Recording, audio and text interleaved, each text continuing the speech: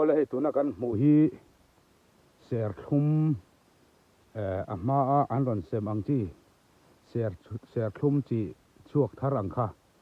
ani mela hei an soidani ani anei tu te hian ti chuan hei la ra nguk maya ra nem lom khom en kol pot en kol thape to lo hei ara hi te tiang tia lek lek khi ni ni han en mo la hei te tiang tia lek lek khi ni ti chuanin ara hi han lovila han kheila a chunga hena tui pakhat ma ser thum tui kan tiang kha om lova ai ponila a thop sut maya akha ser thum kha ni ber mai i akha fuk mai heng hi akung hi tam ro pui se he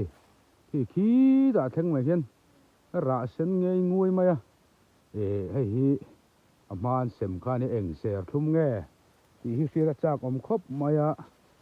ha takin ti hian thing tlang lama chuan mani nei sum mani nei angang sum sengin huan te an en kol chowa ama ro chu hei an pui tling chho ve a he tiang hi adin mun ania heng te pei chu eng ser thum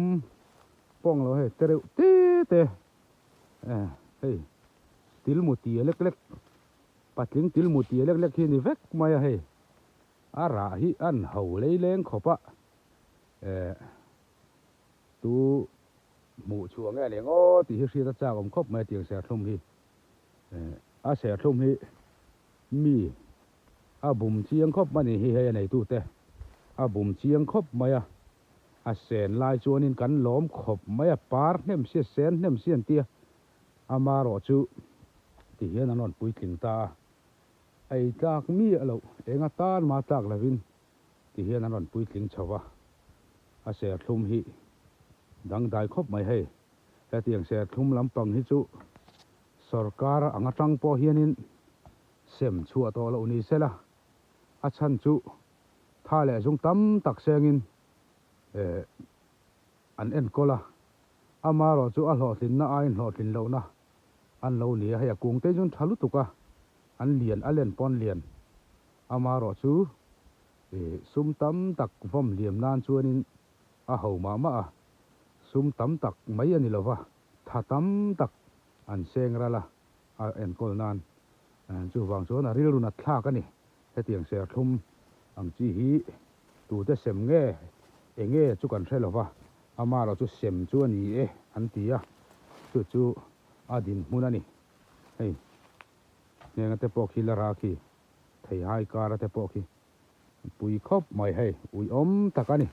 heng te hi chu ser thum pa ngai thapa ngai chu han ni se cheng tam tak an sal chuak nge narin oma nei tu te hian hei heng lai mi po hi la ra en at tui pon tui lo ni hei ara om dana tang hianin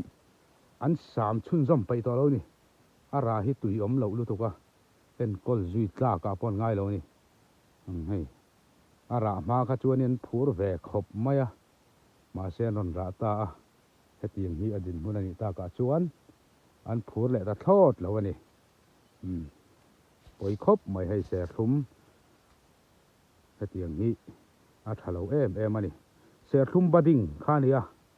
kan sei bel lok du chu ser thum bading hi a thena chona dik thawa ser thum pa ngai ara thawa ma se a thena hi chuan he alo dik lo na sa ni hi ser thum bading zong hi alo thavek lo ti hi phim khur takin a chi kan la ka po ei zon na sum tam tak luan ral theina ane wangin phim khur takati turani heng hi